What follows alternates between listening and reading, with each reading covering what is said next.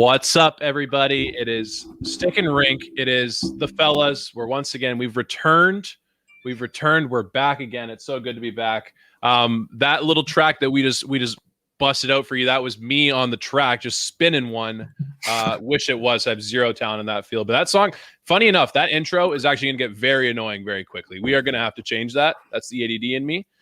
You guys will notice the average score of just good looks in this lobby has shot up just because of our guests.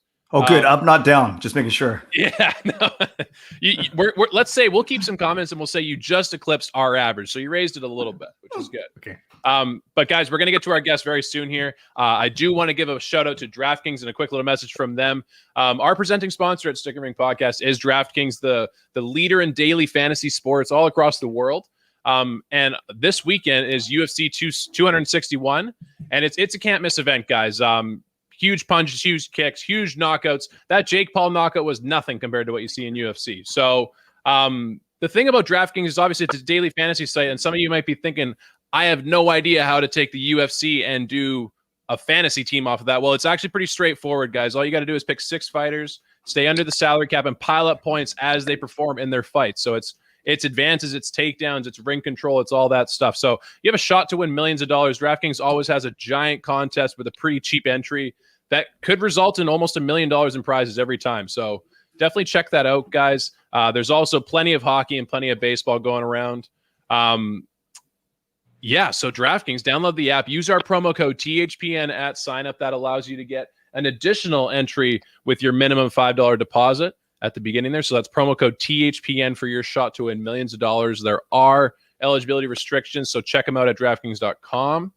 Other than that, though, guys, I wanted to lead with just a very simple idea before I get to introducing our friend Clay. It is one of the most satisfying things to receive a check in US dollars. That's one thing I'll say right now is, it makes me feel like I'm normally dealing in Monopoly money, and then someone hands me actual real value. So that's another added benefit with DraftKings. If you do perform well, you get a US dollars check. So come at me. But guys, bigger, better things to move on here too. Episode 38. Secondary stories, the Canucks are back. First tier story is we've got Clay Emu in the lobby. We've got the King of Vancouver YouTube. Clay, man, how you doing? How are you? I'm doing great. Thank you, Elijah. Thank you, Raph. Thank you, Josh. I am doing great, and even better because of the Canucks win tonight. But I know we'll get to that later. Yeah, nice. It's funny asking that first question, asking how you're doing, being kind of the king, like I said, the King of Vancouver YouTube, but mostly the king of positivity. That I could have scripted the question. I could have scripted the answer at that point too.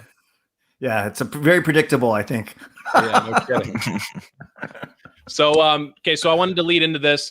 A bunch of our listeners might not have ever heard of you before because we got a lot of listeners that are on Twitter, might not be on YouTube, and just kind of follow us as people. So guys, Canuck Clay, he's big in the Canucks content industry, I would say, in the Canucks content community. I would say, I don't know what kind of your crowning jewel is, but one of the things I know you best for is I tried to say it fast, damn it, the GLCTC.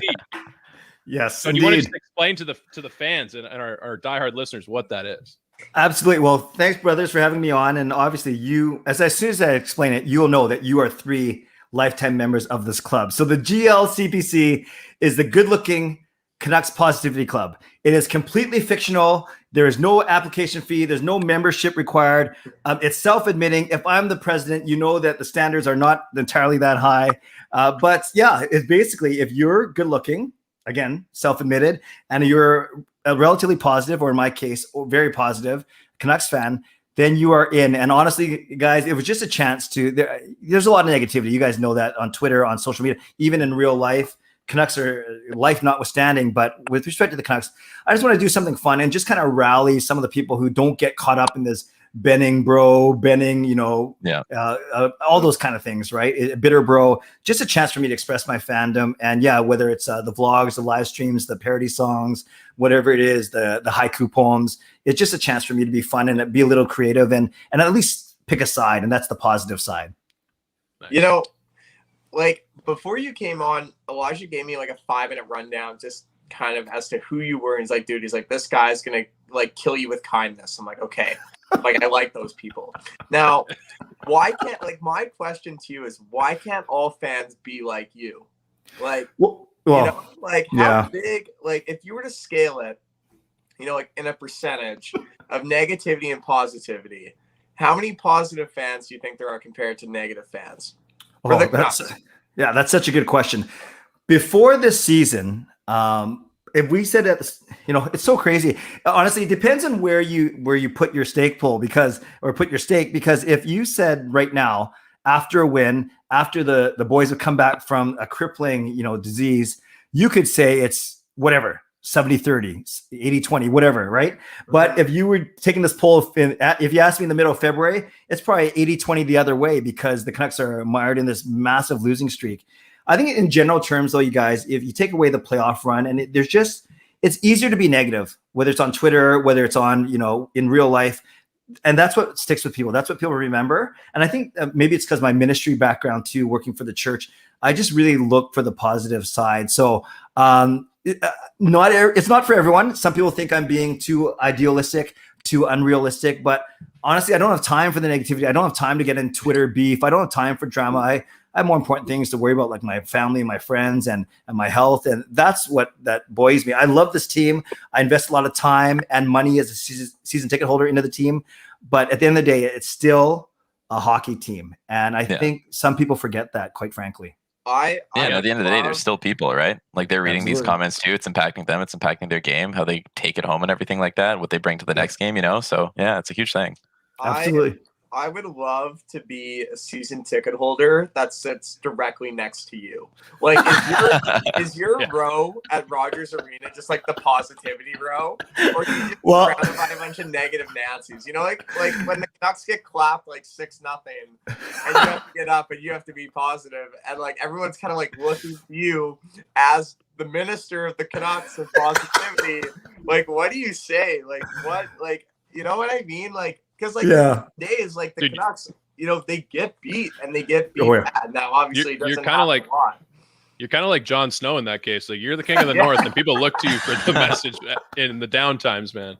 I'm not sure that's good or bad, but I will say this. The people around me, not everyone, but there's a few people around me that are season ticket holders that know what I do, the whole YouTube thing as a hobby, and they know my little shtick as the GLCPC. And it sounds like I'm bragging, guys, but I'll get stopped 5 or 6 times a game for either a picture or just someone say, "Hey, I watch your videos," and whatever. That's not why I do it, but it's cool.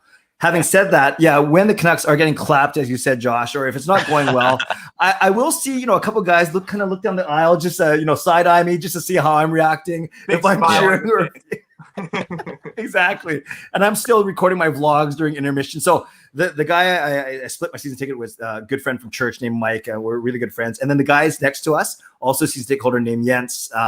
He's sometimes in my vlogs and he knows my whole shtick as well. But that's a great question. It's pretty funny though, because there's some nights, as you guys can imagine, over the past few years where it's not been the most positive place to be. No, not at all. Clay, do you have any like ritual or anything that you do to just kind of like keep that positive energy flowing though? Because like sometimes, like you said, like it can be really difficult and it's difficult to bounce back, right? Yeah, man, as boring as an answer this sounds, it's perspective. It really is. It sounds so cliche, but I don't get too high with the highs, the wins. I don't get too low with the lows, the losses. Yeah. And I think my faith, my upbringing, my family ground me that way. And I truly try and take that into my vlogging, into my fandom for sure. But when you're spending that much time and that much money and that's much emotional energy into a team, it's frustrating. It really is. Oh, absolutely. It's taxing on the average person, right? Yeah. Yeah, no, that's understandable. I get that. I could totally see a scenario where, like, the tables at Rogers Arena who do the selling of season tickets during the games and during events and stuff like that. I could totally see them if someone comes up and they're like, "I want to see these." He's like, "You understand that's like the Clay Emo Premium. Like you're within 10 feet of him. That's $1,000 extra just to be around that kind of energy." It's gonna be like what the Whitecaps have, like the whole Southsiders thing, where everybody just like goes fucking crazy. Like Clay, that's gonna be your section in a few seasons here. Yeah, exactly. We're gonna get everyone to hold up some scarves, right? And then exactly. Yeah. Okay. 100%. Raph, you're in there with me, brother. We'll do it together. I'll be at the top. I feel like cheering. The Southsiders are just known for getting completely plastered, wasted, and being 100%. So loud.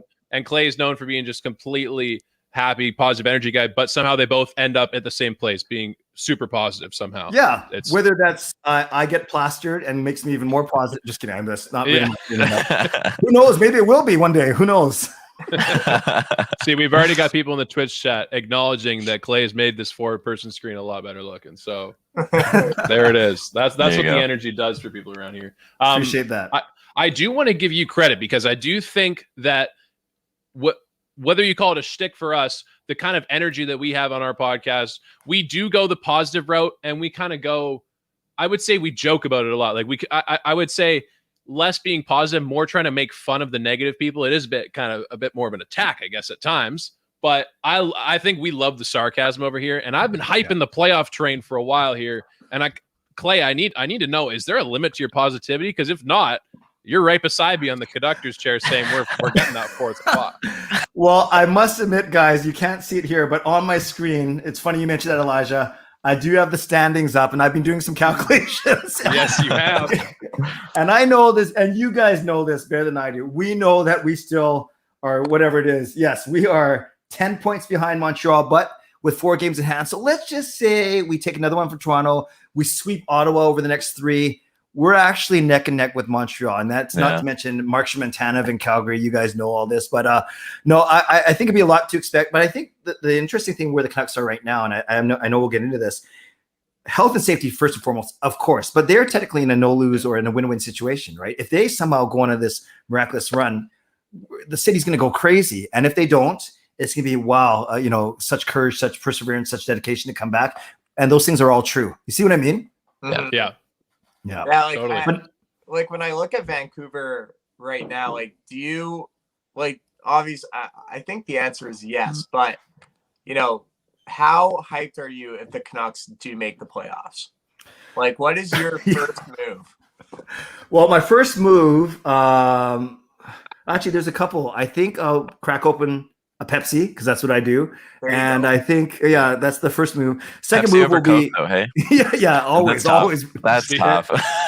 It's the choice of an old generation, man. Yeah, that's fair. I get that. I was always a Coke kid, so I can't. Yeah. No, but truly, I think, from a practical standpoint, I'll plan a viewing party as long as it's safe to do so. All those things, maybe hook up with Marie for another parody song. You guys know I like to do that. But in the reality of the situation is, if the Canucks somehow miraculously scrape into the playoffs, I don't know how much gas they're going to have left. And it's easy to, it's so hard to speculate. I was going to say after one game, they might wake up tomorrow feeling on top of the world. They might wake up tomorrow completely out of it. Who knows? And I saw that the Canucks, they're not even practicing tomorrow, which makes sense. They'll come back for a game day state on Tuesday and try and tackle these Maple Leafs once again. Mm-hmm. Yeah, and that is the crazy thing about this whole virus is that like the Canucks example was the big example of it. Is no 2 cases and no 2 outbreaks are the same, and that's kind of what we're going to learn over the next few weeks what it's like for them. Yeah, scary stuff. It definitely is. It's something we're all waking up with every day, right? It's not going anywhere, that's for sure. Where the hell did my question go, guys? It was in my noodle somewhere, but it escaped me. Well, I have one. Well, you've gather your thoughts there. Yeah. So, sounds good. I want to talk about Nils Höglander for a sec. Do you think if not now, do you think he's going to be part of this core group for the Canucks? Or do you think he could possibly be an expendable piece? Yeah, Josh, great question. No, I think he's here and he's here to stay. I think he surprised a lot of people coming out of training camp, not only just making the team, but becoming a staple on the second line with Horvat and Pearson. And now with PD out, that's the de facto first line. And we saw it tonight, right? Höglander with his goal and assist and Horvat with 2 and 1. I love his compete level. I love how he's quite humble. I love how he seems to really fit in with the team already. And to get someone like that in the second round, early in the second round, but still in the second round, and already his development path is quicker than Podkolzin, which is fine. It doesn't matter. No 2 players are alike. No, I think he's here to stay. And the fact that, he's in his first year, rookie year, obviously, we get him for 2 more years under this contract. And then we'll see. We'll see if we bridge him like we've done Besser. We'll see if we try and sign a longer term like a Horvat. But to answer your question, yes, I definitely think he's part of this. We can add him to this young core of Horvat, Besser, Hughes, Pettersson, Demko, and you can add Höglander's name to that list. What do you guys think? Yeah, honestly, like from what I see, like obviously from face value, just after kind of half the season, like I'm bought in. Like, I think the compete level, like, you can't train that in a person. Like, I find like how hard you try and like the desire to win and to do well, that's something you can't instill into a person. That, and he goes out and he gives it every single shift. Like, there is never time off for this kid, or at least it doesn't seem like it. So I'm all hyped up about him for sure. I'm all Cool. Yeah, I would say so too. Sometimes Josh asks a question and it makes me think like damn, was his mind there? Like, were you considering that, Josh? Like, sometimes I need to step back and I'm like, holy, like, who am I podcasting with right now? Right. But then I remember we're Josh, we've talked about this today. We're two very different people and our minds think different ways. There you go. Right. That's why you're a better golf player than I am. I overthink things a bit too much. And forgive me, guys. How do you quickly, or you can take as long as you want? It's your show. How do you guys all know each other? We all used to work together at a point. Yeah, That's the short answer. I used to work with these two, the top screen. That was the worst time of my life. But somehow we ended up being friends. And then, Elijah and Raph are high school sweethearts. So. Oh, we go way back, man. What is it now? Like 14 years, Raph? No, not yet. We're at 12 years right now, since 2009. I would say, yeah. Go ahead, it's like half our lives we've spent together, unfortunately. Local boys too? And you guys are from here? I'm from Calgary. Josh from Calgary. Cool. Yeah. I'm technically from Burnaby, but I've been living in like Surrey, North Delta for like 15 years now. Very cool. Yeah. And I would say, Raffle, this is funny. I like thought about this randomly today, and now it's up in conversation. I feel like mine and Raffle's friendship, we're at the point where if you compare it to a marriage, it would be defined as like you're learning that love is hard. You know, I was gonna say we're slowly approaching divorce. Just well, that might be after. The decision comes afterwards, but we're learning that love is not easy for the entire life. So you have to put in some effort. You got to work away at it. Exactly, it's a daily thing, Raffle. Exactly. Man, this is way more than a hockey podcast. This is like life lessons with three good-looking guys. Yeah. Seriously, we don't like getting this deep into it, but sometimes it does unintentionally happen. But what can you do, right? Well, I will say I might be bringing the average, looks up, but I'm also bringing the average age up here too as well. I think I've been married for almost as long as half you guys been alive, actually. Oh my God. Good for you. Well, thanks, I think. Okay, so this Canucks game tonight, guys. I'm going to jump back into it here. So, because you said something earlier where you said if they make the playoffs, I don't know if they'll have enough gas really to do anything. And if tonight's game is any indication, I will come down to earth a little bit and say that's absolutely right. That kind of looked a little bit like the Vegas games in the playoffs, where Holtby played out of his mind. Yeah. Best game is a Canuck by far. Yeah, which one? The fucking sorry, I guess, yeah. The full somersault. Yeah, where he fully rolled over. I never got a good camera angle to see if that. I was pretty sure that was going in if he didn't do that, right? I was watching on Twitter. From what it looks like was that it went off his pad. Then it looked like it, it was going in. It got like kind of like scooped up and over. I'm watching it right now, and then he actually caught it with his left pad in the air. Yeah, because that's fucking nuts. Yeah, because Simmons was coming in. The way he poke checked him, the puck is still going towards the net. So you're right. Yeah. If he carry doesn't that momentum. Exactly. If he doesn't lift that leg up, that's in. Oh, by the way, Josh, where'd you golf today? I golfed as well. Well, I don't know if you call it golf, but you're a golfer. Love that. No. My boys are my two boys, my two sons. They were junior members at Colchina just for a couple of years in Richmond. But it got when you're playing golf, unlimited golf for $700 a year, you can't beat that on a private course, right? So they're good. Yeah. My short game is good. My chipping, putting, my off the tee, I'm useless. I might as well just throw the ball, honestly. So I was at the what's it called? Oh gosh, the links at Hampton Cove, the small one out in Delta today. Where were you? I was golfing at Hazelmere actually. Oh, nice. South Surrey, and it was nice. And then I shot a 103, and here we are. Oh, you look like a golf. Wait, haven't you not showered yet? Like, are you just been saying you're like? I had a twilight round. I teed off at 5 after 4, and then Elijah's like, "Hey, we got Clay coming on. You gonna be home?" And I'm like, "Yeah." so I just ripped all the way to New West, going like, Hey, whoa, down the highway. don't try and sewer me here, dude. We had this. You came at me 2 days ago. You're like, hey, by the way, I'm golfing at 5. So let's switch the narrative a little bit there, maybe. Elijah is so good. Just so you know, Josh, Elijah doesn't throw you under the bus at all. In his chat today, I don't know if you guys all get it. He actually said to me, hey, man, we just had a scheduling snafu. Can we go at So he didn't say who was golfing. He didn't say it was you, man. And he didn't say that you weren't going to shower first. He didn't say any of that stuff. Yeah, secrets out. So yeah, good thing. I usually come with like a pretty elaborate lie. I'm like, man, Josh's mom, like, she, just came down with sickness. He's really taking care of her. But yeah. Meanwhile, he's just scheduling a Twilight. Just killed off all my family because I'm always late. He's like, yeah, like Josh's mama died. And then next week, it's like, yeah, Josh's sister passed away. It's like, COVID, like, it's rough. Grandpa's sick. Yeah, it's the modern the boy who cried wolf, but now it's the Elijah who cried. I don't know what it is. Yeah. Real quick before we get too far away from it. Sorry, Elijah. Sorry. People in chat started guessing what Josh shot today. Swishers was the closest with a 102. Yeah. Off by 1 stroke. I just want to put some respect on that real quick. Very good. Good guess. Clay, I really don't mean to sewer you if this is going to reveal some bad information, but what did you shoot today? I don't even know because truly, Okay. I'm pretty sure I was. Yeah, my best round. So, Josh, the way you're talking, I presume 103 is not good for you. Like you're a 90s or at least, yeah. I'm a 90s guy. Like I'm not like if I'm low 90s, I'm happy. If I'm mid, I'm chilling. Like I can live my life with that, not want to jump off the Lionsgate. But yeah, right. So that's fair. My best round is probably between 105 and 110. I just go out there to have fun, right? Kind of like when I play roller. So today it's only a par 58 because it's 29 and 29, right? Because it's a bunch of 3s and 2 4s. So I know I was 14 over on the front. Probably a bit better on the back, so 26 over. I probably shot an 84, but on a par 58 course.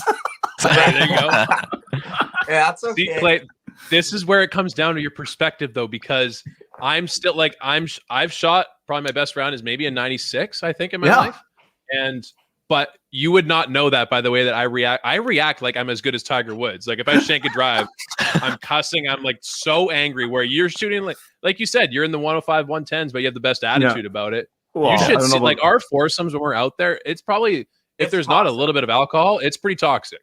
Yeah, well, put it this way, you guys. This is how bad I am. And this course is so small, but I think even on the website they say bring a lot of golf balls because there's a lot of water, I guess. So I lost a ball. This is so bad on holes 2, 4, 6, 8. So even, right? then you repeat the 9. So guess what? I lost the ball on hole number 1, which is technically hole 10. So I went 2, 4, 6, 8, 10. Oh, no way. Oh my God. I was going to say, like, if you're playing a full course and you started approaching hole 10, I'd be like, there's no way. Like, there's no way. If there's a water feature, I'd walk off. Yeah. Give me the drop and the stroke. Yeah. But when I think about it though, and I really think about this, like it goes back. Okay. Actually, I want to ask, are you a positive person just in terms of the Canucks, or do you have meltdowns on the golf course, or are you just full positive full time? What do you think? Honestly, take a guess. Honestly, like I actually, Clay, I've been talking to you for 23 minutes and 25 seconds, and I actually want to hang out with you. And I know that COVID's a thing, but I want to go to a Canucks game where they get worked and you just talk me out of it. Or me and Elijah go golfing with you, and we're like right about to snap our drivers in half, and you're like, guys, like just stop keeping score. Like you don't need the negativity. And we're like, no, let's do this. Let's do this, and then I'll throw the show back to you because it's your guys' show. Raph, do you golf as well? Not as much as these guys. I think the last time I golfed was I played a par 3 about a year ago. Okay. Well, if you go, let's go. The 4 of us. Let's just set it up and in the summer. Let's make it happen. Yeah, let's do it. I'm down. Just my short game's been on fire lately. No, mini putt in Langley doesn't count, man. Like, damn it. Like to go by Poco by the fucking highway. All right, we'll make it happen. We'll make it happen. Nice. Yeah, man. So, I have some. So about the you creating vlogs and the kind of the YouTube content. I'll admit I tried to do some homework on kind of like where you got started or kind of like what was your first biggest hit or like what kind of got you going on that, the domino. What's the story behind that? And where'd you get started? Yeah, so I started a YouTube channel, I'd say 12 or 13 years ago, and it was mostly to put some goofy videos I was making with my family and things like that. Then what happened is the Olympics were here, and I did daily vlogs for the Winter Olympics in 2010. Then the Canucks make the finals in 2011, right? A year later. And then my channel started to pick up a little bit, but it was in that year where I started to create these parody songs with my really good friend from back in the day named Marie. She sings the anthems, as you guys know, for the Canucks, the Whitecaps, and many others. So that's what actually started to bring a lot of more eyeballs to the channel. And then, believe it or not, we actually did 2 Seahawks. Remember the Seahawks made it to the Super Bowl back-to-back? They won one, they lost one. Yeah. Yep. So we made 2 parody songs then, and those ones have 300,000 views on YouTube, which is pretty cool because everyone, of course. So then I get all these new subscribers. Then they find out I'm a Canucks vlogger, not a Seahawks vlogger. Then they unsubscribe, but that's okay. I kept a few of them, and then my channel has slowly grown since I'd say the last 5 or 6 years. It helps that when the Canucks are doing better, obviously. And because I'm a season ticket holder, I've been the season ticket holder for 10 years. I'm able to bring that perspective a little bit as well. So I'd say, Elijah, to answer your question, it was the parody song. So I've done 3 dozen songs now with the Canucks, for the Canucks. I've had Jake Vertanen and Ben Hutton, what a pair. They were dancing in one of my videos. I've done a lot of fun things like that. But really, the channel grew, or at least grew exponentially when I did those 2 Seahawks songs in those 2 Super Bowl years. Nice. Sometimes that's all it takes, right? It's like you just need something to kind of like get your exposure all the way out there, and then other people will start paying more attention to you, for lack of a better term, right? And then you kind of focus on doing what you want to do. Yeah, and you guys know this as content creators. It really depends on, I think when I keep talking about perspective, I think I'm showing my old man wisdom here, but I'm not trying to go viral. I'm not trying to do media for a living. It's just a way for me to express my fandom creatively. And I love it as a hobby. And because it's a hobby, I don't get too stressed if a video doesn't do as well, or if I can't get this guest for my next Zoom chat or whatever. It's just whatever. I love it. I love doing it, and I put time and effort into it, but truly is a hobby for me. Nice. That's awesome. Yeah. Sorry, Josh, did you have one there? I had one question, and it was more so related back to the Canucks, and just in terms of like where we're at right now in the season. Sure. So public enemy number 1 right now in the Canucks organization is Jim Benning, or so it seems.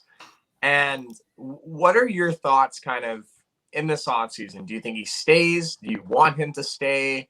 Where do you kind of see the ownership taking this team moving forward? Yeah, great question. He's the second longest tenured GM right now, right? At 7 years. And in those 7 years, he had 2 playoff appearances. So that's not great.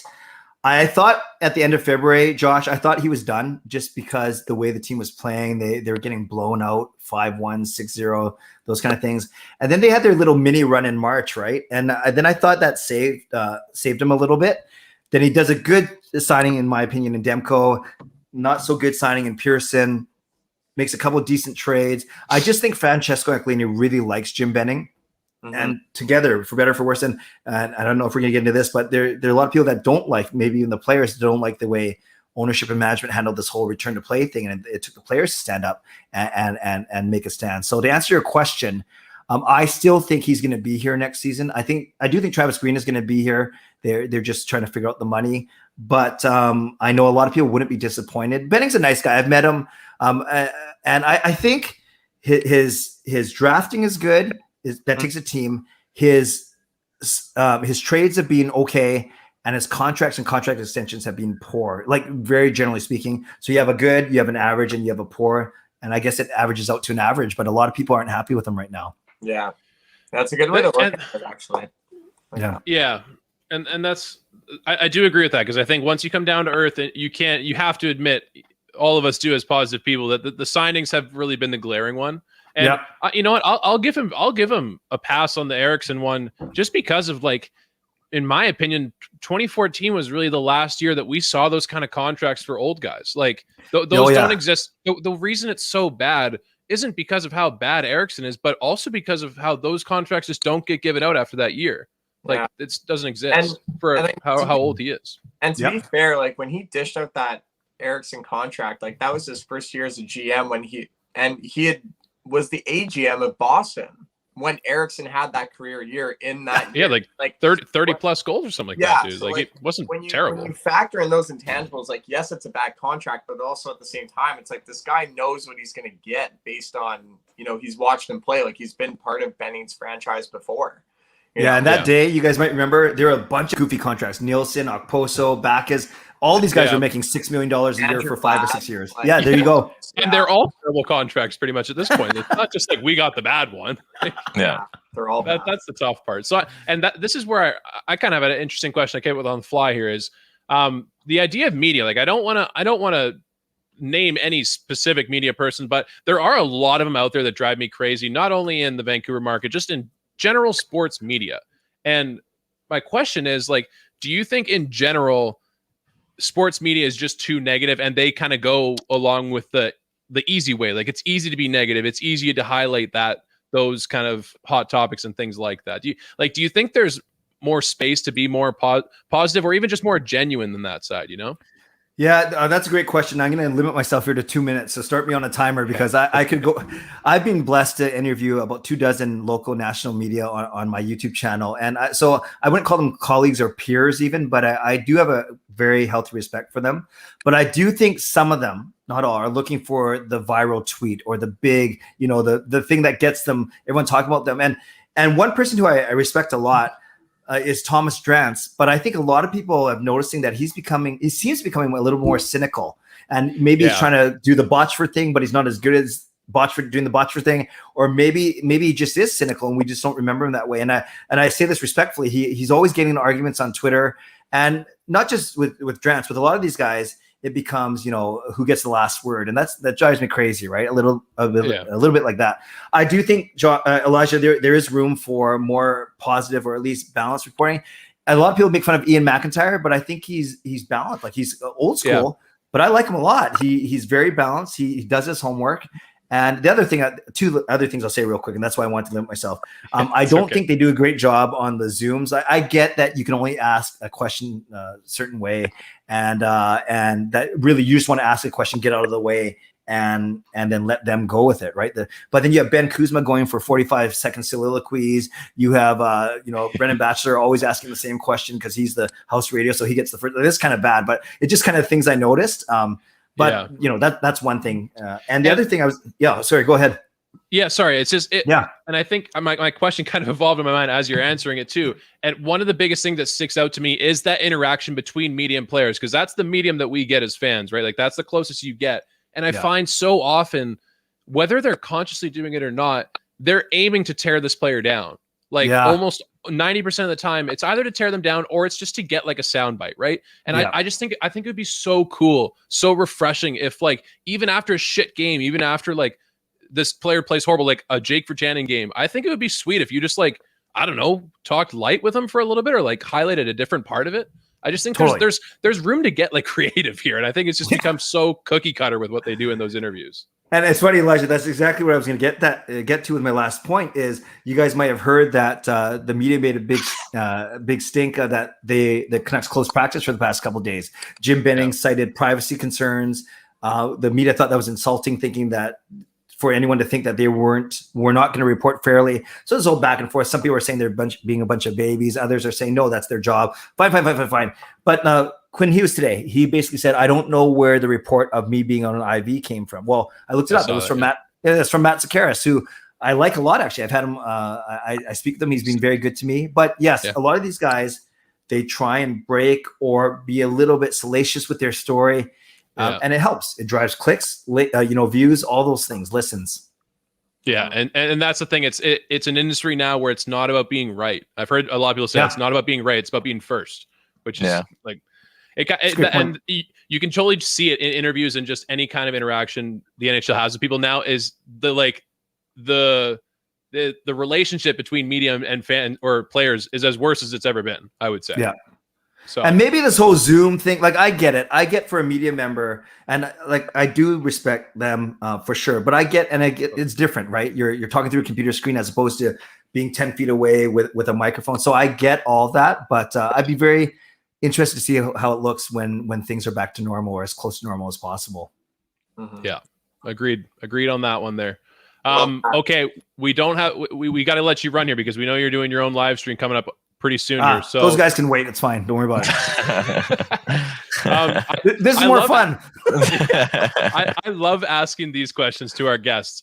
Where is your personal hockey skill at? Yeah, that's the reaction I'm looking for. Let's hear it. Yeah. You think my golf is bad, you guys? So I'm a good ice skater. I actually took power skating and figure skating in elementary school. I have horrible hands though, so I've never played ice hockey in my life, but I can skate. So I've been playing on this roller hockey team for the past 8 or 9 years. We're a bunch of church guys, so of course we're called the Holy Rollers. So that's our team, right? And, Awesome. and honestly, I am probably a fourth line player, but too bad we only have 3 lines on our team. Like that's how bad I am. I will park my big butt in front of the net, either our net or their net, and a puck will always hit me in my big butt. It's good if I'm blocking a shot. It's bad if I'm blocking one of my teammates' shots. But the funny thing is, I'm kind of like the elder statesman. You guys know, with competitive players, especially in hockey, if people know that you're good, they're going to come at you, right? They're going to give you that shot to the ankles or that slash to the hands or try and trash talk you.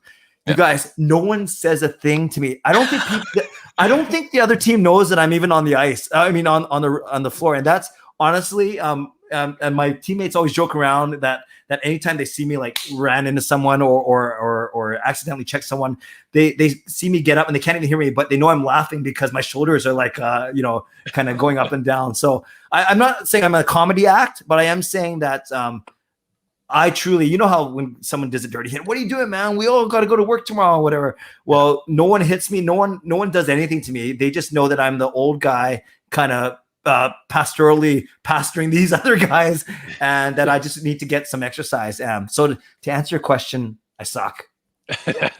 Hey, dude, you are fitting the mold for what we need on our team coming up in the fall. So I'm going to officially put you down on the sub list for what we've got. Wait, is it a roller? It's ice. It's ice. Oh. Yeah, so, but this is the thing, is that we've got a team full of guys who've never ice skated before, but have played hockey growing up. So I think like we've got comments from a guy named Swisher in Twitch. He's saying, Clay, buddy, we're the opposite, all hands team, but nothing else. That's pretty much, I think, the title our entire team would hold, is no one thinks they can skate. Everyone thinks they're Wayne Gretzky with the hands, though. So we got to somehow find a way for me to get to a puck, somehow get it to you, and you guys do the rest. Is that what you're saying? Yeah, absolutely. pretty much. Yeah. All right. You guys are on the same. You guys are on the same ice hockey team. Which league do you play in? Well, okay, we're like forming a team. We haven't done it. We were forming it during COVID, and then we got ex-nayed by the restrictions. So it's been like 6 months in the work now. But the positive side of that, here's the perspective, is we've gotten to have like 8 guests on now, and we've totally delegated all you guys to pretty much be our sub list. So all right, well, make me number 8 of those 8, but I'll come out. Maybe I'll vlog about it or something first. There you go. You could be like our own personal paparazzi. It'll be great. Get us a bit more exposure. And I'll tell you right now, the media player connection, it would be pretty damn good.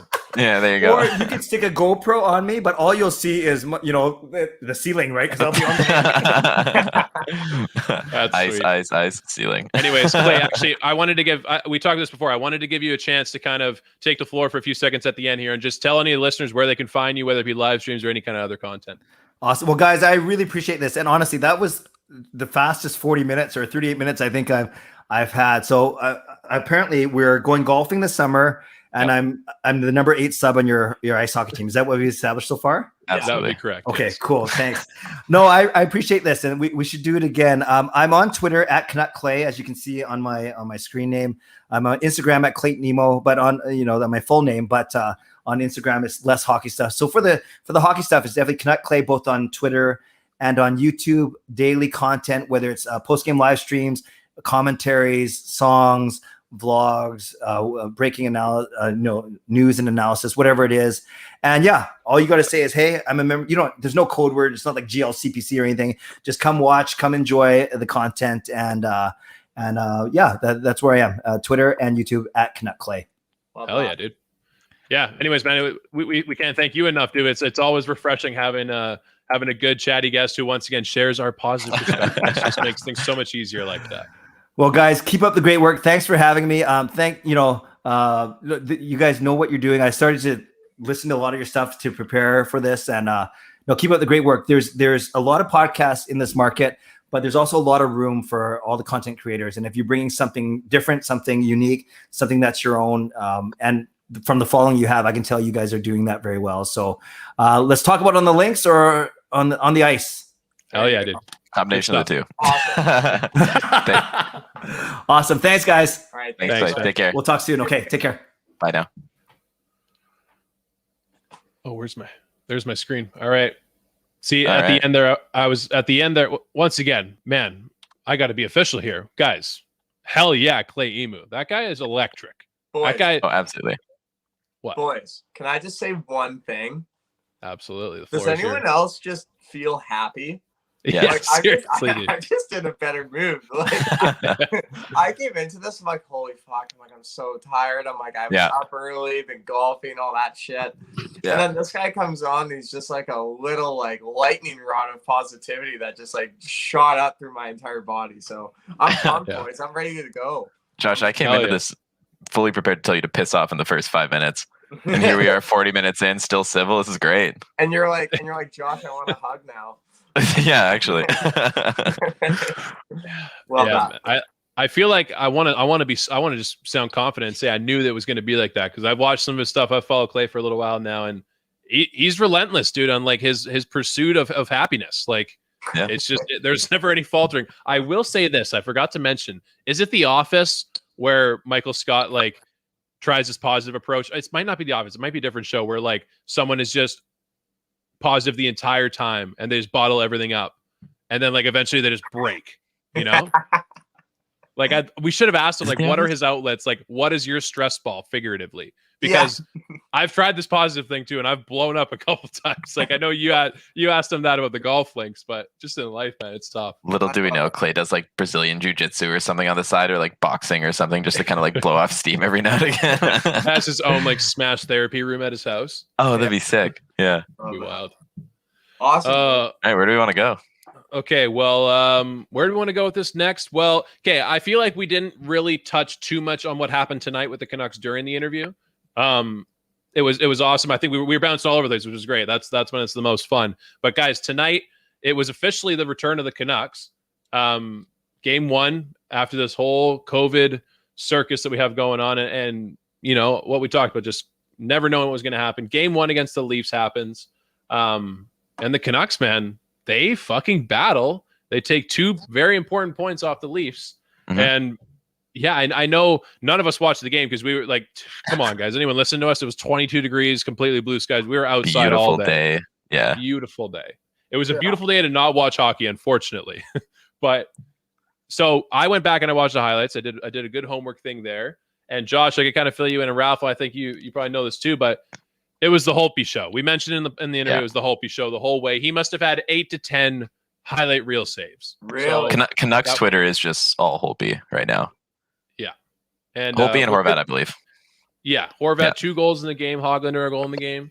I think we were outshot like 38 or 39 to 26 or something like that. So it was a lopsided game for sure. 39 to 28, I think, in favor. Yeah. Of yeah. Yeah. So here we are, guys. I mean, we're back into the hockey season for the Canucks, and many people will not side with this, but the playoff train is fucking alive, dude. The engine's full.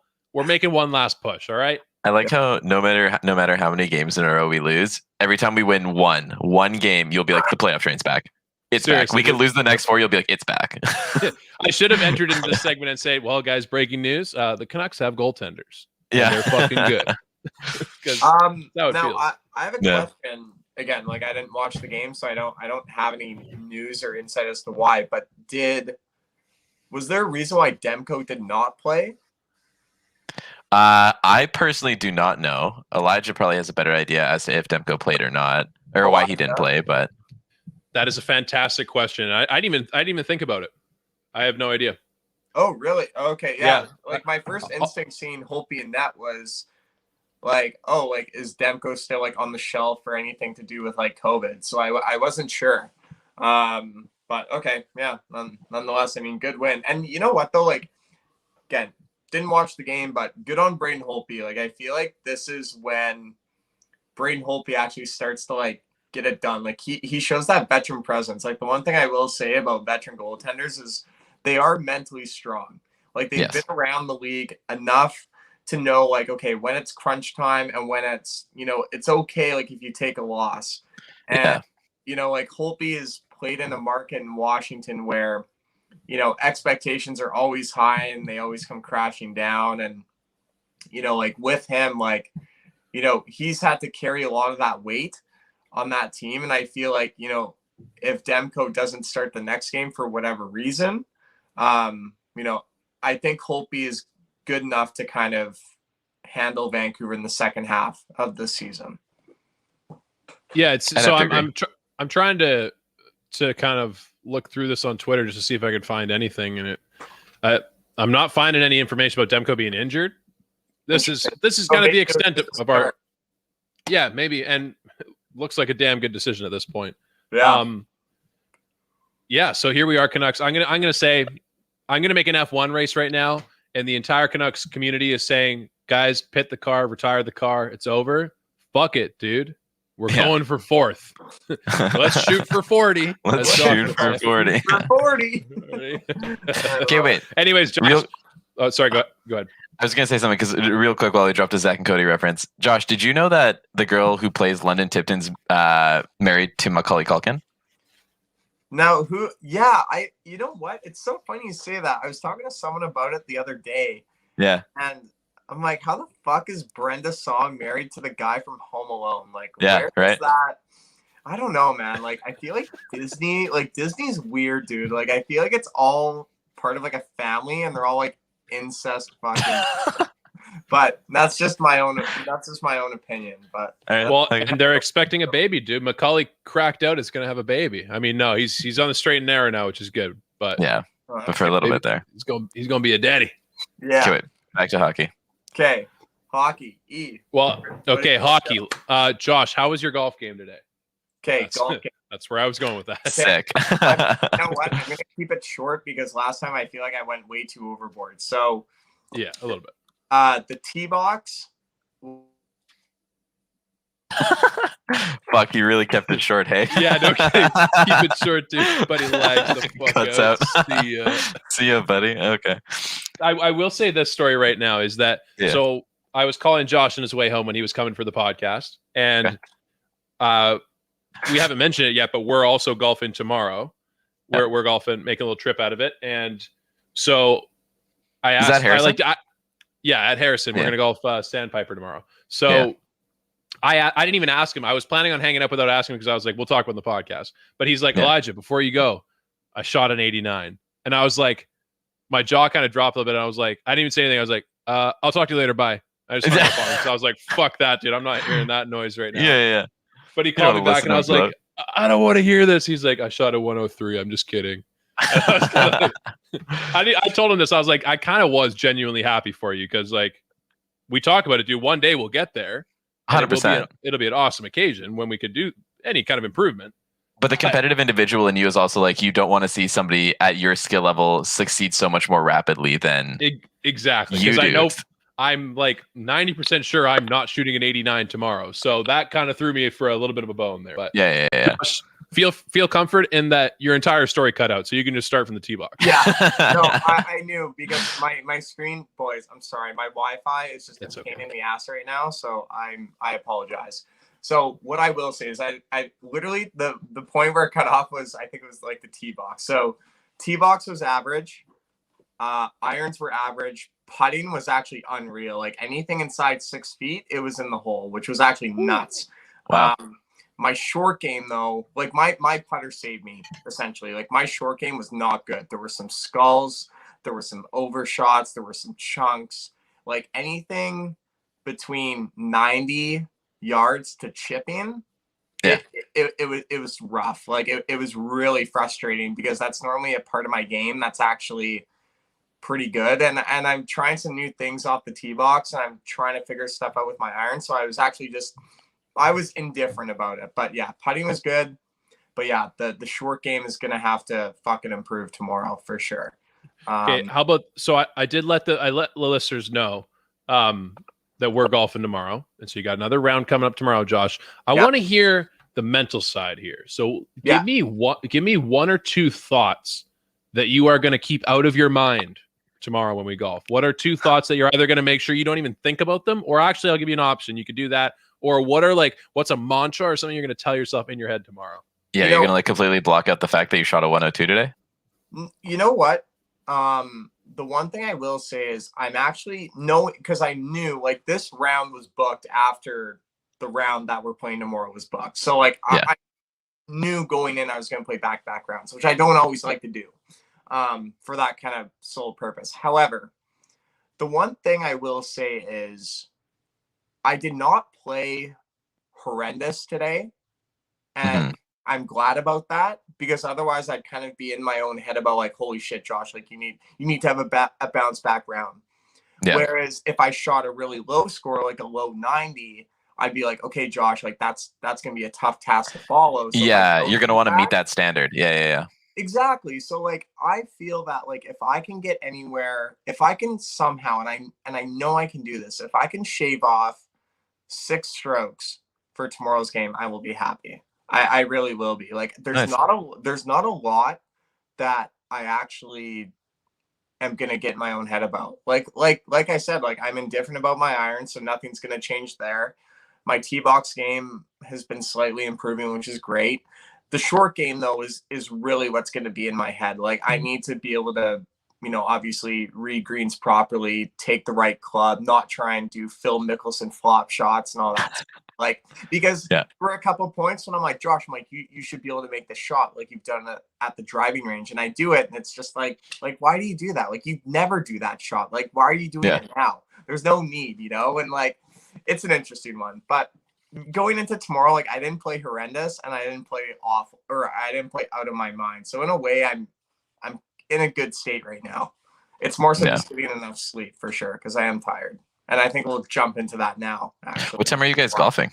9:30, but we're out in Harrison. Fucking Harrison. Yeah. Yeah. So leave your house by like what, 8? No, oh fuck. No. I'm leaving my house at like 7:30. It's an hour and a half drive, so and I want to get warmed up and everything. Like I was gonna say 8:30. Yeah. So or no, it's a 9:30. Yeah, I want to be there for 9. So yeah, 7:30. You're right. Yeah. Holy hell. E, you're muted, by the way. I don't know if you knew that. I saw you lip syncing over there, and I think he's trying to talk. I was fucking eating a cracker, and I was doing the responsible thing. Do you want to see him, dude? I like literally in the middle of me talking, I made these. Fuck off with the color, dude. It's it's a sick little cracker with some calabrese salami with some pesto on that bitch, too, with some goat cheese too. Yeah, so I munched one of those when you were talking. I like intentionally asked you kind of a long question because I was like, these look really good. Anyway, Raffle, before I move on, you're kind of a betting man these days. What do you think are the odds are that I'm on time tomorrow? 9:30 from Vancouver? No chance. You're showing up 9:45 with no warm up. You're just going in dry. No. Here's the thing though, Raph, is Elijah. So I'm driving up tomorrow, and Elijah, I don't really have the heart to tell you over the phone, but I'm like, you know what? Fuck it. I'll just bring it up anyway. Part of the reason why I don't want to carpool with you guys is not because of COVID, because I know you guys are vaccinated. I hate being late, and you're going to be late. I'm sorry. You are going to be late. I don't like there's Man, no, you get can't. Seward, Elijah. No, seriously. You are going to be late. I can't carpool with someone that thinks it's okay to just like show up to the tee box and just tee off. I refuse to do that. So that is playing a major role. Why are you getting so close to the camera? I don't like it. Because I want you to look at my face and lie to me like that. That's what I want. Dude, I swear. When you're watching Silence of the Lambs and Hannibal Lecter's face is just right there. Fucking damn it, Josh. Was I late today? When? No. This morning? Feels like a fucking day ago. It feels like a long time ago. That's for sure. Yeah, I'm but barely awake right now. Weren't we also supposed to hang out at 1:30 today is the time that you told me? And I showed up at, I think, like 2:15, and that's when everybody just got there, including you. Absolutely. So I'm not about, I do not sewer people. That's not what I'm about, Megan. It was her fault, but it was honestly it's just the way it goes. Don't worry about it. But yeah, I'm sorry to say, Eve, but like I can't carpool. I can't rely on people when I golf. I can't go into the tee box. Hey, listen, I've told Josh this many times. Tomorrow, there's 2 things. If somehow I get into a crash and we get hurt, it's his fault because he's not with us. He's now messed up with the mojo. The feng shui of the ride has been messed up by him. Or if he shoots 120 tomorrow, he knows what to blame. That's the fact that he didn't drive with you. Yep, that's exactly it. That's sure. That's understandable. Josh, I do want to jump into F1 like we just talked about. So Formula One, this morning, 6 a.m., the Italian race. I'm not even going to try and pronounce it. Imola. Imola. There you go. It sounds like a not attractive lady's name. First race ever for me watching. Yeah. And first race ever for me watching this one. Start to end. It was I would say it was like, I'm not going to rate it. Rating with numbers is kind of weird. I'll compare it though, and I'll say that it wasn't like my first time watching my favorite sport ever, but it was entertaining start to finish, I would say. Yeah. They do a good like production value on the sport. Yeah, and you know what, I was actually kind of nervous. I'm like, you know what? I'm like, this is gonna make or break Elijah's kind of love for the sport in terms of actually like investing into watching, because like it's not easy to. There you go, Tubby. Put that cracker in your mouth. Don't call me out like that. But you know, I agree though. Like it's not like when I watched Drive to Survive and then I actually started watching F1. I'm like, in a way I was kind of disappointed because like, you know, like it's like Drive to Survive or any show, it's production value. Like there's always going to be like drama and like there's, you know, interviews throughout the episode. And like, you don't get that with like watching an event. However, what I will say though is like, I think you got a good first experience. What I will say as well is not every race is going to be like that. Like the reason why it was like that was because it was pissing rain in the very beginning. And you know, that dictates a lot of things. Like there was obviously some like a big crash with George Russell and Valtteri Bottas. There were a bunch of cars spinning off the track. Like when the track is dry, or like if you're racing and like when it's hot, it's so rare that you see that. Like you might see some collisions, but it's not always that entertaining. But I'm glad you liked it because I'm glad you actually made the commitment. That was my biggest thing. Like, can I get Elijah like watching something, like watching a sport that he's never watched before at 6 a.m.? Like that's a big ask. Like if Ralph's like, dude, like come watch like fucking cricket with me at 5 a.m. I'd be like, fuck man, like I don't know if I could, you know? But even if I love you, dude, I don't love you that much. Yeah, that's fair. I would never make you watch cricket if it makes you feel any better. There is a sense of relief there. So, yeah. Sorry, go ahead. I have one more question for you. In terms of like 1 to 10, in terms of electricity, like how you're like, oh my God, like this is crazy. Where would you kind of fit that? I would say I would put it like probably like a 5.8 or something like that for electricity specifically, because it's like, you know, the hard part is like I kind of made this joke when we were watching. I was like, there's a lot of streamlining that the sport has to do, like in terms of like now granted you said it's pissing rain, but the amount of flags, like the amount of, you know, like cleaning the track, the pit stop they had to do. Yeah. And that's something they've probably thought about it for years. That's probably impossible to fix. But like that's the analysis I took is because of the rain, the more like I used to think crashes would be entertaining to watch as long as everyone was alive. But now I've realized it just results in a big delay most of the time. So not down with crashes. I will say though, the rain made it interesting in that it seemed like there was a lot more overtakes than there normally are. And there was a lot more of that. Like the leaderboard was shuffling quite a bit. Yeah. I mean, the one thing I will say, and I think Drive to Survive actually makes the comparison, or I think the team principle for Red Bull does, is when you're in the rain, it doesn't matter how fast your car is. It really comes down to the driver in terms of how good you are in the rain. You know, so like I'd say like that was like for me, like that race was, you're right, like crashes, like it does kind of do the stop and go. Now, what I will say as well is if the fight at the top for the drivers' championship continues to trade punches between Max Verstappen and Lewis Hamilton, as we get deeper into the season, those crashes and like those engine failures and like that all starts to matter because it's a lot tighter, you know, and like that's where F1 I say actually kind of starts to actually get boring, because the beginning of the season, you know, it can still kind of be like neck and neck, but eventually Hamilton pulls away and you're like, okay, like he'll clinch the world championship with 5 races to go. Like, and there's nothing else, you know what I mean? And like it kind of like falls off in that sense. But, you know, if it continues kind of down this path of like Verstappen and Hamilton, I would even say like, and like the rivalry with McLaren and Ferrari, like that's where it'll always stay entertaining. And you have to that's find where those like headlines. yeah, like I'm fully sold on those rivalries too if they can happen. Like if they're Totally. that was one of the things going into it that I already knew. I kind of like it just didn't sit right with me about like how easy it was to know that Hamilton was going to win every year or to know like each race that, you know, these two guys are going to win this race. Totally. But I'll say that the parts I didn't expect were like the unpredictable like engine failure or car troubles that could still happen even if you're 30 seconds in the lead. You know, like these things still happen.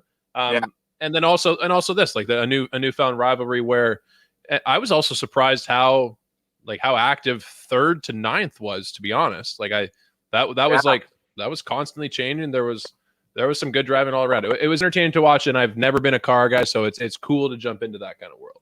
Love that. Awesome. Say that. Well, I'm glad you liked it. So maybe next race, I'm not going to make you get up as early. However, I will be sending you a lot of F1 stuff now. You are officially a fan. So yes, I don't send it to anybody else except for my buddy Brian, who's a huge F1 guy. Nice. But that's is it your friend Brian from school? Yes. Okay, I'll send him a message. I think I've met him once. I'll be like, yo man, how about stopping, bro? Looks like he's not stopping. I'm sure. Or like Bert going, hey? Yeah. Fuck. Awesome. Okay, well, we can move on here, boys. Yeah, so go ahead. Well, I was going to move into our segment that we're going to do. Yeah, let's do Would it. you care to explain? Yeah, so okay. Your idea. New segment alert. New fucking segment alert. We are going to do something sick here. I'm kind of amped on it because it was my idea. It was like a creative idea, so I'm kind of like it's my baby, it's my jewel. So it's a new segment called First Ever. Now, I'll just try and explain it this time, and I'll probably explain it every single time we do it. But basically, it's our job to bring to the table any kind of experience, thought,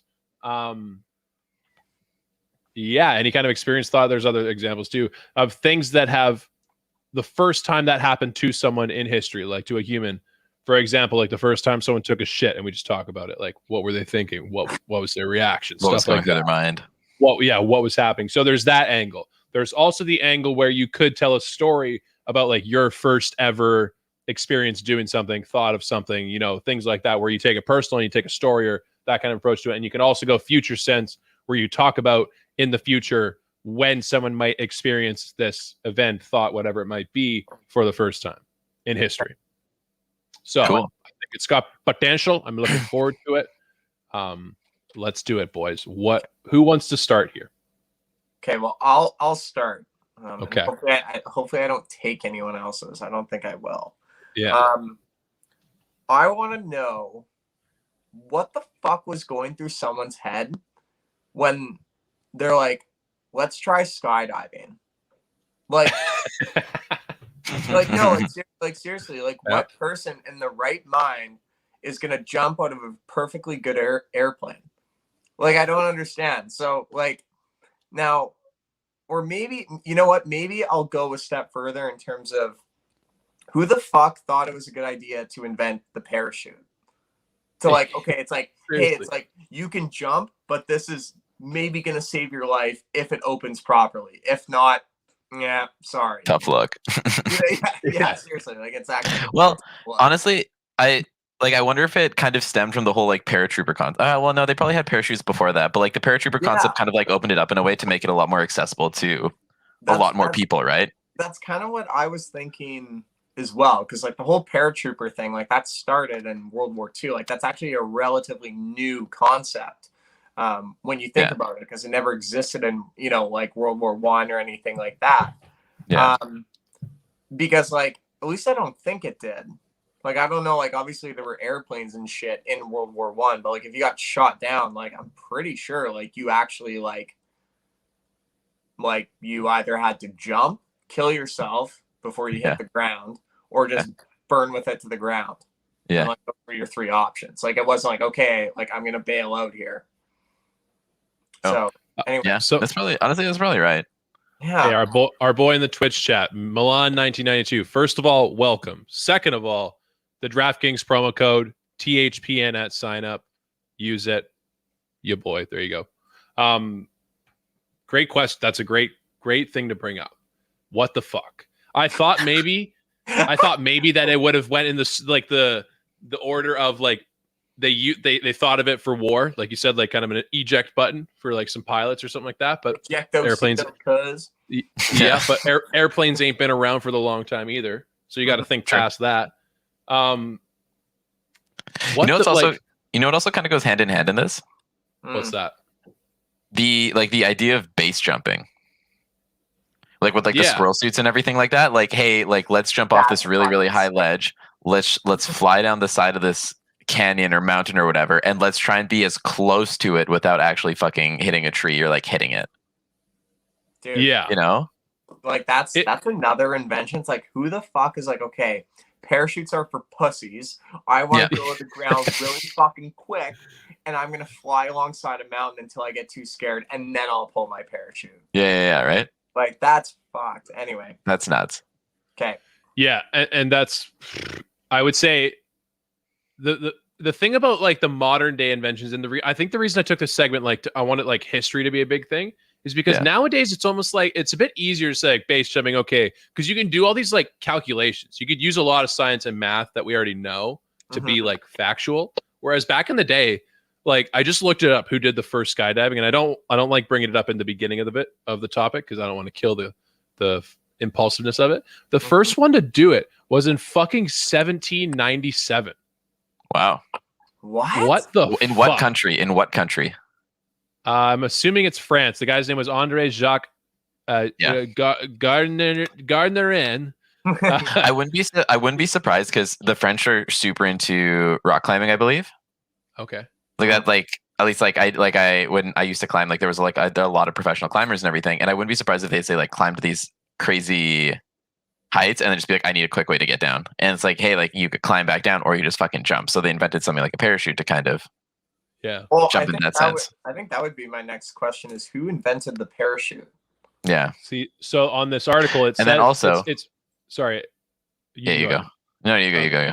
It said on this article that it was rumored that Leonardo da Vinci invented skydiving and the parachute because of his painting. I guess I don't know much about art, but apparent. But there's confirmation he never tried it. And that was back in like 1483 or something like that. Okay. Yeah. But then the other thing you can also consider is like, fuck, when was the first plane invented? Like the first like actual successful plane? It was the Wright brothers, wasn't it? The Wright brothers, but when? Like what year? It was like the 1800s. Yeah. So this like let's say like this parachute concept was this whole skydiving concept was invented before the plane. So it's like people weren't jumping from the exact same heights; they were jumping from much lower heights. You know what I mean? Yeah. So this one, he jumped out of a hydrogen balloon at like 3,400 feet. That's fucked. Like what the fuck, dude? Imagine that. They're like, all right, dude, we think this parachute's gonna work. Now, just step inside the hydrogen balloon and please ride. Like, yeah. God damn these conversations. Okay, I'll go next.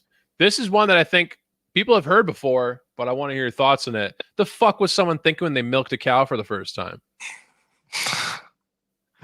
On many levels, this is some fucked up fetish gone wrong, but actually gone right to help our society these days, regardless of your opinion on dairy.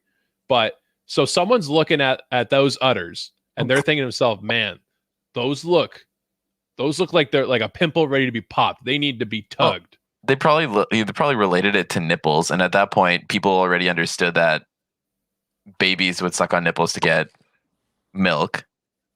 So they're like, well, what if I had a cow and a very similar concept going on, and then what if I just milk them? Interesting.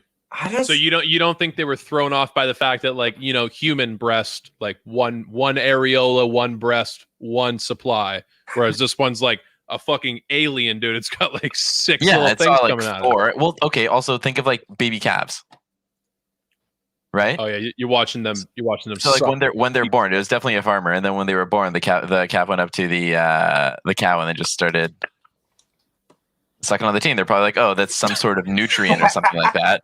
So the guy's like, he's like, I'm gonna milk it and see what comes out, and then Boom, milk. The funniest part of this part of the segment is watching all of us try and find a way to explain, like, just like sucking on the teat.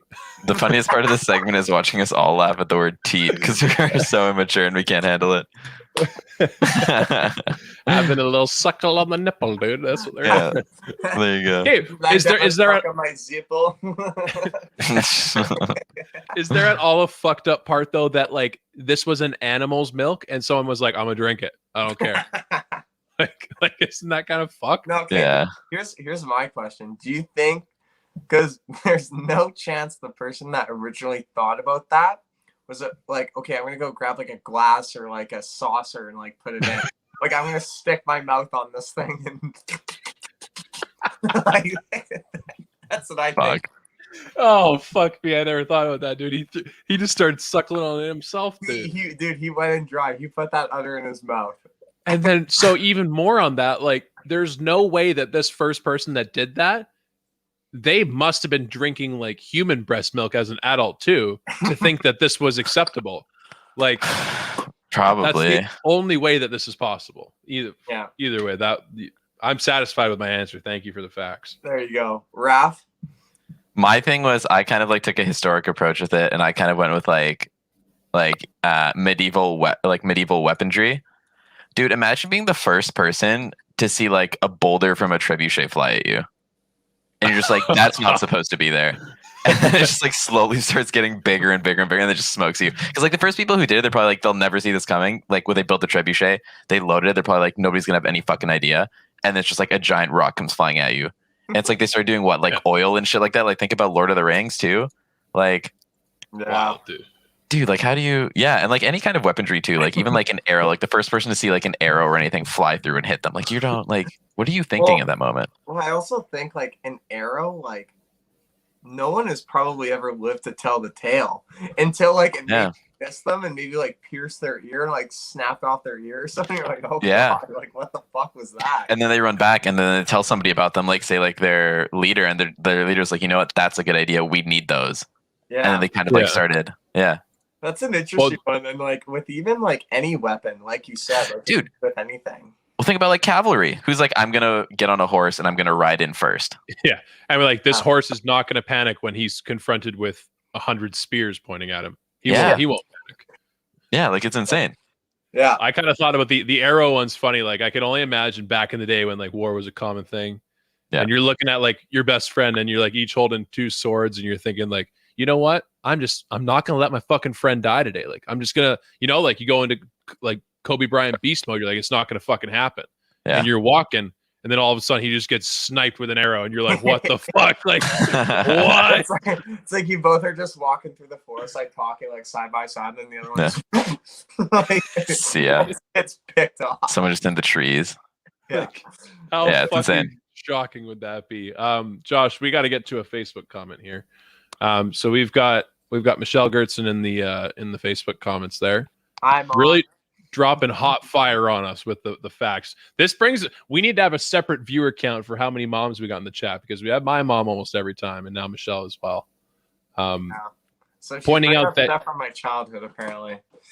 Yeah, and I was gonna say the reason that Josh might not have entertained or might not have retained this information is because he was probably too busy trying to sneak out and get lost again.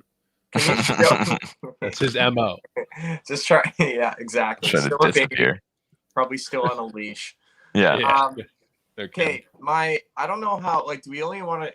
Like, I only have 2 here, boys. My last one, I will say, is the first person to ever be like struck by lightning, like, and survive, or at least being like the coroner or the person like doing the autopsy. Like, dude, like, what the fuck happened to this person? Like, it's raining outside and this guy's sizzling like a fucking steak on a barbecue. Like, what happened to this kid? Yeah, that would be.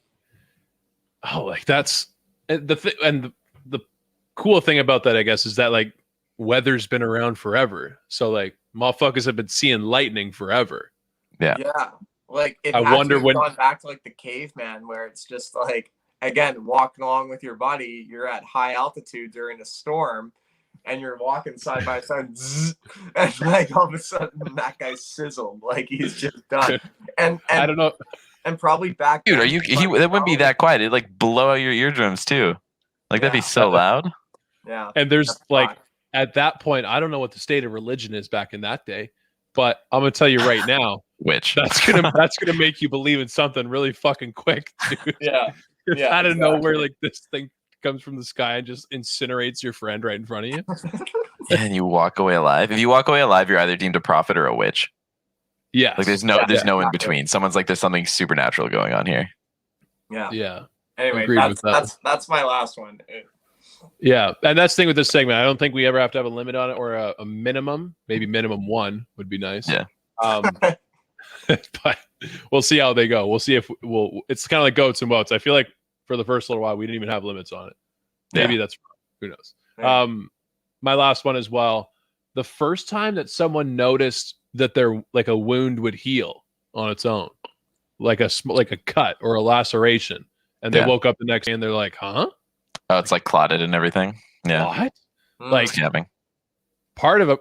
I don't know if it's maybe before. I'm going to put the time frame here as before they really had like villages and people like living in big groups together, when it was maybe just hunter gatherers, like a smaller group.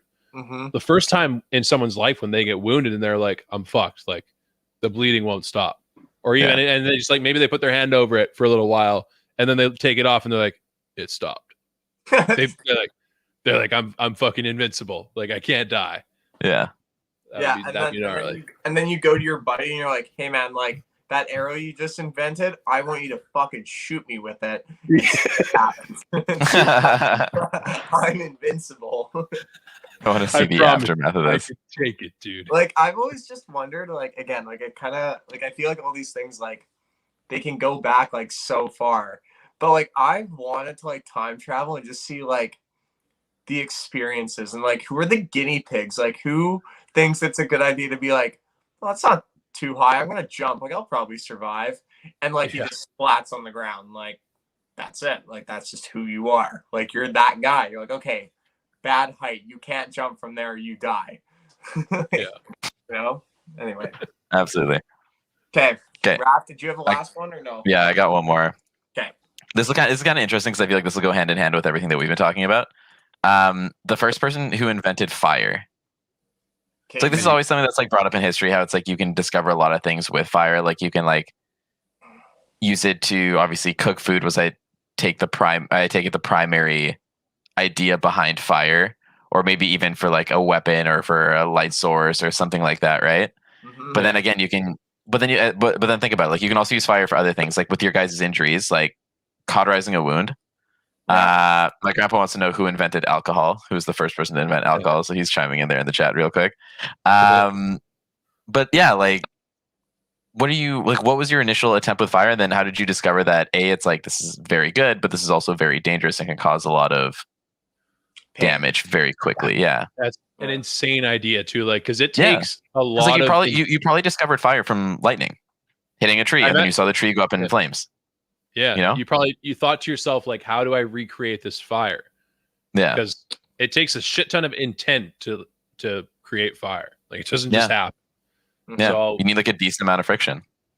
Yeah, they must have seen sparks somewhere. Like that they had to make the connection somewhere that like sparks could lead to flames, which leads to fire, like heat and all that shit. But then you also have to figure out something like kindling and making sure that like the leaves and the branches are completely dry. You know. Yeah. Exactly. Yeah. Like a little bit of air will cause it to burn a little bit quicker. You know what I mean? I can't remember if we've had this conversation, but it could be saved for another time. It's the idea of like, are humans smarter now than they used to be? Because that sounds hella smart, dude. Things that they I don't know. I mean, like it's hard to say because it kind of comes down to like I feel like everything back then is like there's like a discovery phase, an invention phase, but now it's just like the evolution phase. Like we're always trying to like improve and make stuff better, you know? Yeah. So yeah, it's interesting when you think about something so simple like making a fire or something along those lines, like being able to like realize that water is good for you and you can drink it and like that type of thing. You know what I mean? Like it's like Yeah, absolutely. who is the first person that's like, this is good for me, or maybe this doesn't kill me. You know, like drink water. Who knew? Yeah. Anyway, Good point. Of course. Definitely. okay. Nice. I think that's all we got for today, guys. But we've got one last thing we need to get to, Josh. Uh-oh. So in the Twitch chat today, it was inspired by an account named the Josh Like Counter. Now this does not spoil the number here, Josh. So it's basically an account that was trying to keep track of how many times you said like. That's so mean. I would say that now that was not the final number, Josh. Before we get to asking you what the final number was that you think, I do want to point out that's borderline bullying. Who's ever doing that? We're gonna fuck you up if we find out who you are. And also, Raffle, how do you pronounce your grandpa's name? Yerji? Yeja. Fuck. But he goes by Jersey. Okay. You threw some extra letters in there. Josh, Yeah. just to let you know, the like counter ended up stopping at the 10:23 minute mark, and I took on the responsibility of counting your likes after that. Because me and Elijah thought it was fucking hilarious when this account first started coming out and like posting that. I thought I was gonna straight up have an aneurysm sometimes. And it's like I towards the end of the episode, I was able to predict when you were gonna say the word like, and I just like hit enter before you said it. Dude, the funniest thing was like this account, like right from the hop, right when you started speaking for the first time, they were just like up there like one. They were two, there. They were there. 4. I was like, holy fuck, like what's going on? Yeah, this person was in it to win it. But Josh, the important question now. Wait, sorry. Say that one more time though. The like counter was at 67 at the 10-minute mark. No. No. It was at Like- 67 at 10:22. Oh, like that's like the actual time is what you're Yes. saying. Like okay, like 10 p.m. and 22 minutes. Okay, gotcha. Yeah. What do you think the final count for it was? What time is it now? It's 10. I stopped doing it at 10:51 when we finished our last segment. So everything from there has not been counted. I don't know, like 100. Are you ready Yeah. for the big reveal? Yes. 166. Weird. Josh, that is 2 I likes will- every Josh, minute. I will repeat this. That's bullying. And, like I will not stand for that. Thanks, It is Elijah. kind of fucking hilarious. You I should wouldn't have seen change me it and for Elijah the when we first noticed it. Clay was talking and we're just dying. You know We what? also- I had a feeling there was something going on, but whatever. Hey, It's we fine. have also got one of our most important moderators in the chat asking if you came straight from the golf course. Yes. I did So- from the golf course. Also, shout out to Clay, who like probably thought to himself at first, he's like, dude, Josh, you finished your round like 5 hours ago or like 6 hours ago. Like, are you really like soaking in the game that much? Like, Just go change, dude. Fuck. but no, kudos in the Twilight round. I'm I've looking got- forward to tomorrow. I've got Elijah breathing down my neck. I mean, like, you're going to be home. Yeah, I was. As you guys noticed, this was a big interview. Clay Emu. But yeah, guys, that's it. My my ass is officially numb. It's fully red and also way too sweaty to even describe. Nice. But Yeah. that's the end of episode 38, guys. So as always, promo code DraftKings THPN at sign up. That helps the podcast. We've said it before. Bria, you missed the whole damn thing. We've been going for an hour and 20 minutes here. So yes, DraftKings promo code. Also, just another shout out to our guest Clay Emu. Obviously, if you've been watching the live stream, you got to enjoy. If you've been listening to the podcast, you've listened how great of a person he is. You can definitely check out his stuff on Twitter, YouTube, all those things. It's some really entertaining stuff. So we look forward to bringing our next guest on Tuesday, and that's when we'll see you on the live stream next on the podcast form on Thursday. So. Any final words? No, that's it. Have a good night. See you at 6:30 a.m., boys.